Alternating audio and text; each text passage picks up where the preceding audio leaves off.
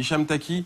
Alors on l'a dit, vous êtes designer et créateur de salons marocains et vous confectionnez en famille depuis 1984 des salons marocains, symbole même de la convivialité orientale, qui séduisent les Occidentaux. C'est vrai qu'on a vu énormément de canapés, de salons. C'est vraiment la mode il y a eu la déco, et c'est vrai que dans la déco, il y a eu vraiment la mode déco à l'orientale.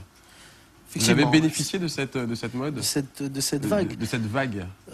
Oui, effectivement, parce que moi j'existe en France depuis 2005.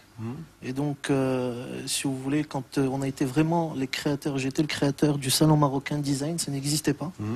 Donc j'avais fait le tour du marché parisien. Parce que c'est ça votre particularité. Voilà.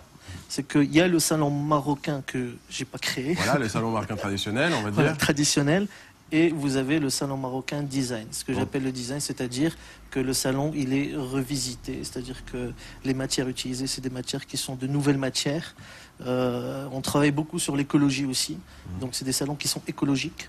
En termes de mousse, par exemple, on utilise des mousses écologiques. Et l'écologie dans le salon, c'est essentiellement les matières, j'imagine. Les matières, oui, effectivement. Les matières. Ouais. Alors, et les nouvelles technologies ? Nouvelle technologie. Je crois que vous avez un projet de canapé avec des LED.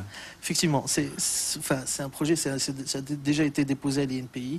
Donc c'est des. Raté, pour tous ceux qui voulaient le faire, c'est raté. Déjà voilà, déposé.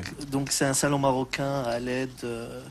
Voilà, enfin, vous avez des petites pièces en laiton qui sont sculptées et qui sont en claire-voie. Et donc à l'intérieur, on a mis des LED que vous pouvez donc allumer ou éteindre.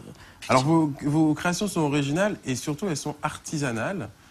Puisque vous faites fabriquer dans votre atelier à Casa. Effectivement, on est fabricant à Casablanca, donc moi j'ai pris un train qui était déjà en marche, c'est-à-dire que c'est pas moi qui ai lancé la société à la base, c'est mes parents. C'est vos parents. Donc voilà, à Casablanca.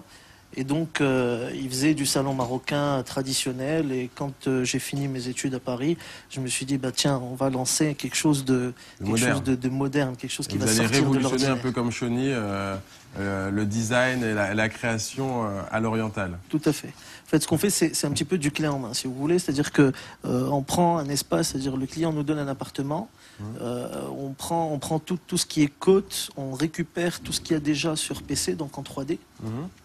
Et par la suite, on incorpore, avant que le client signe, si vous voulez, on incorpore nos meubles, on lui fait une proposition. Sur mesure. Hein. Sur mesure, voilà, et donc sur PC déjà à la base.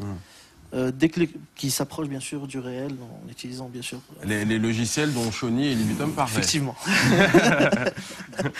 Voilà, donc et par la suite, le client, une fois qu'il nous valide le projet, donc à ce moment-là, on commence la fabrication. Les projets sont entièrement personnalisables. Hein.